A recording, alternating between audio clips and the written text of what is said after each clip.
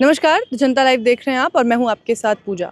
इस देश में महिलाओं को बहुत से ऐसे लोग हैं जो किसी वस्तु की तरह देखते हैं और अपने अपने बुद्धि की क्षमता, सोचने की क्षमता के आधार पे उनकी पवित्रता की, उनके चरित्र की व्याख्या करते रहते हैं। धर्म के आधार पर भी कुछ लोग ऐसे बैठे हैं धर्म के ठेकेदार बनकर, जो कि महिलाओं को आए दिन अलग अलग तरीके से ज्ञान देते रहते हैं कि इस तरीके की महिला है, इसका चरित्र ऐसा है तो ये समाज में इस तरीके से रहती है। तमाम ऐसे मापदंड है जिसमें महिलाओं को हमेशा ही सीमित करने की कोशिश की जाती है।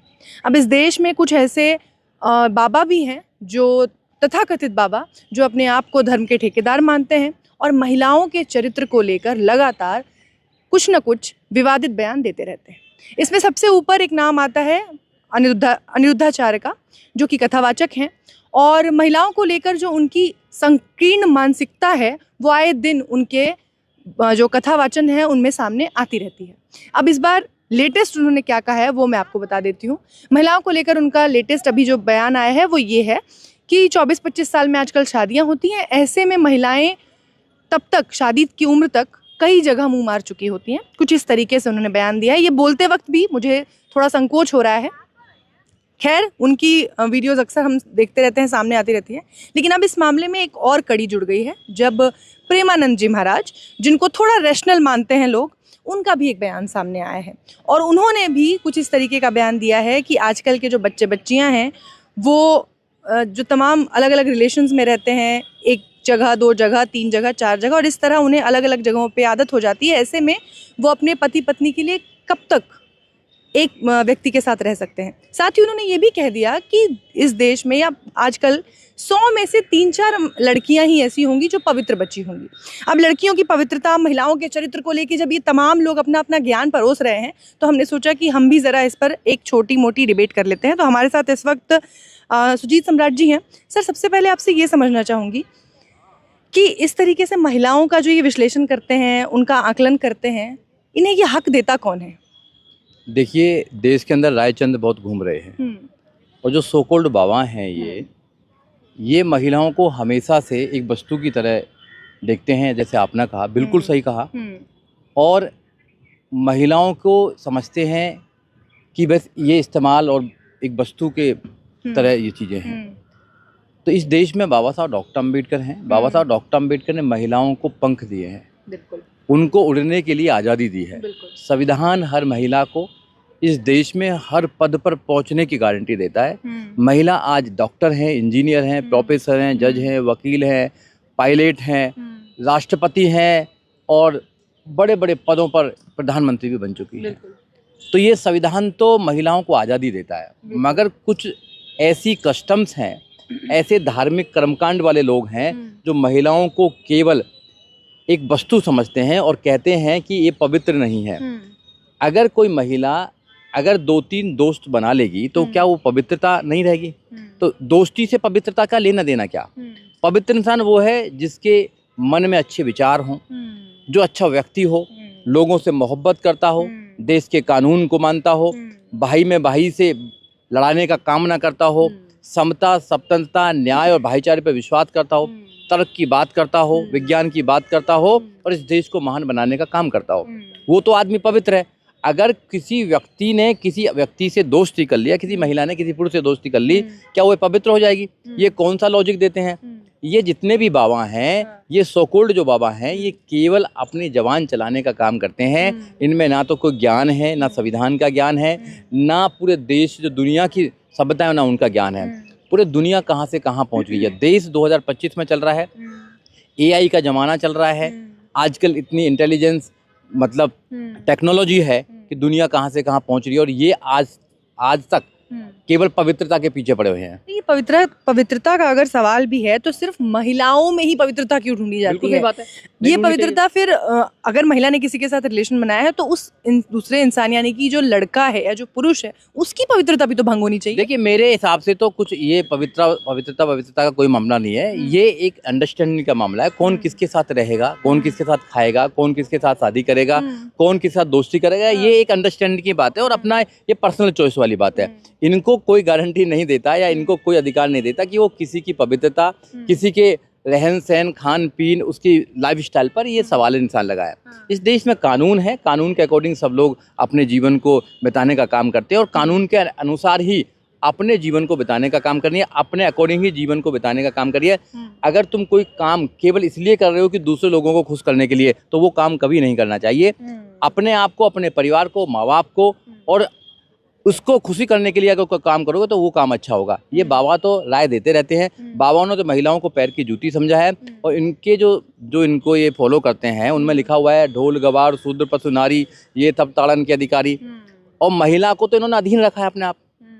देखिए, जब महिला बचपन में होती है तो बाप के अधीन रहती है, जब वो जवान होती है तो पति के अधीन रहती है, जब वो बुजुर्ग हो जाती है तो बच्चों के अधीन रहती है। तो महिला को तो कभी आज़ाद करा ही नहीं।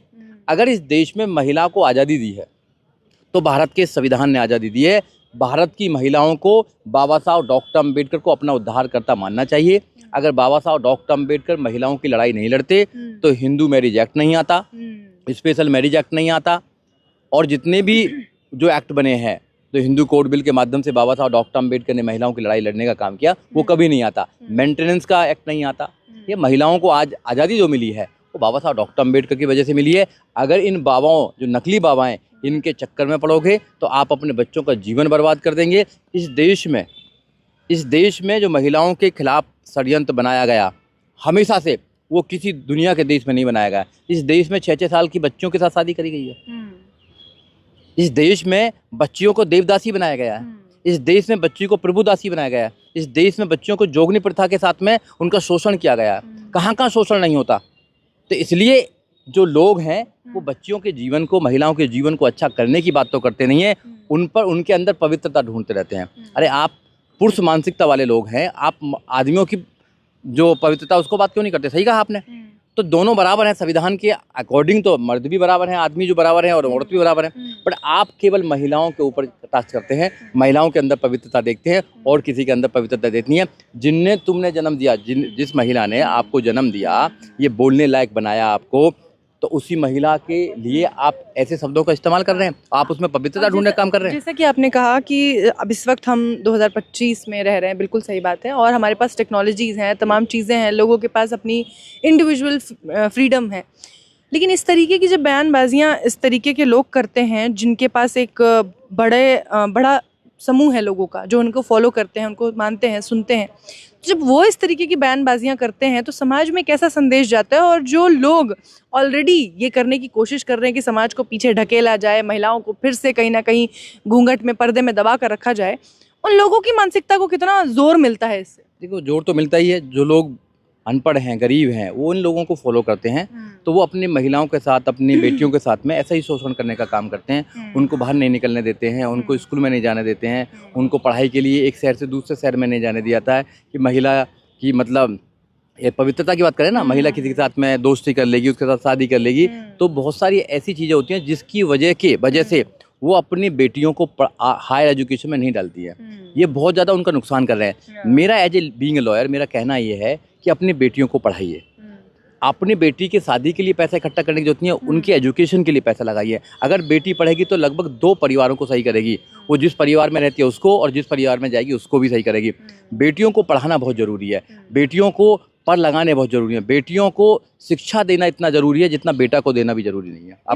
इन बाबाओं के लिए और इनकी जो विचारधारा है उसके लिए क्या कुछ कहना चाहेंगे आप? मैं ये कहना चाहूँगा कि देश के लोगों को ऐसे बाबाओं का बॉयकॉट करना चाहिए, ऐसे बाबाओं की बात नहीं सुननी चाहिए। उनको केवल बाबा साहब डॉक्टर अम्बेडकर के संविधान की बात सुनना चाहिए। आज देश के सुप्रीम कोर्ट में महिलाएं कितनी वकील हैं, जज हैं।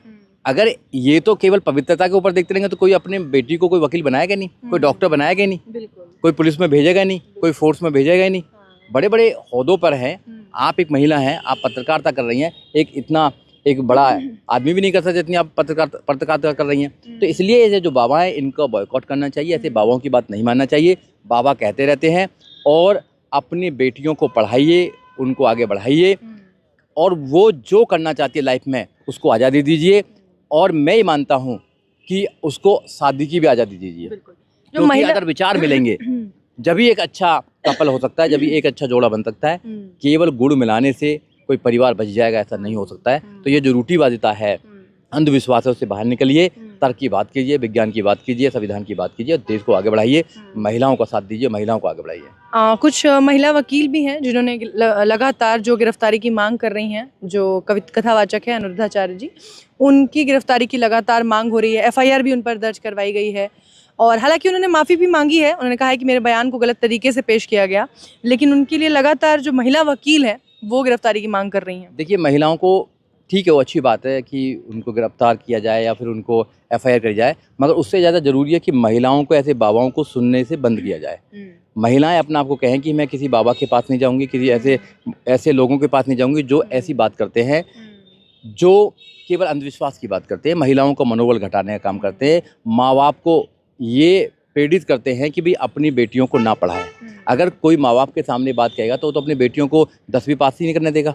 वो तो कहेगा जल्दी से जल्दी शादी कराओ, और शादी करके क्या करेगा, पूरे जीवन वो खाना बनाएगी, उसके बाद में पति अगर शराब ही हो गया था उसका शोषण सहेगी। तो इसलिए महिला अगर पढ़ेगी, महिला हायर एजुकेशन में जाएगी तो क्या अच्छा है क्या बुरा है वो समझने के लायक रहेगी, फिर उसका कोई शोषण नहीं कर पाएगा, फिर वो उनको कोई अगर बहका नहीं पाएगा, ना ऐसे बाबा की बात वो सुनेंगी। तो इसलिए महिलाओं को पढ़ना बहुत ज़रूरी है और ऐसे बाबाओं की बातों पर बिल्कुल नहीं चलना चाहिए। महिलाओं को संविधान पढ़ना चाहिए, महिलाओं को आगे बढ़कर इस देश को महान बनाना चाहिए, क्योंकि महिलाओं ने आज़ादी के बाद इस देश में प्रधानमंत्री भी बनी है और मुख्यमंत्री बनी है और देश की बड़े बड़े पदों पर जाकर देश का नाम रोशन किया है। इसलिए महिलाओं को ऐसे बाबाओं का बॉयकॉट करना चाहिए। बिल्कुल, और हम जिस देश में रहते हैं वहाँ आज भी बिल्कुल आज भी हैं, और इस वक्त जब हम ये बात कर रहे हैं तब भी इस देश में बहुत सारी ऐसी महिलाएं हैं जिनको बहुत सारी अजीबोगरीब टेस्ट से गुजरना पड़ता है। शादी के बाद भी उन्हें अपना जो पवित्रता की बात ये बाबा करते हैं, उन्हें वो साबित करनी पड़ती है। हम हमेशा महिलाओं के आसपास ही रहते हैं। बिल्कुल, पहले अपनी माँ के साथ रहते हैं, बहन के साथ रहते हैं, अपने दोस्तों के साथ रहते हैं, अपनी पत्नी के साथ रहते हैं, तो वो महिला ही हैं। उन्हीं से पूरा घर बनता है, उन्हीं से पूरा समाज बनता है अच्छी तरह।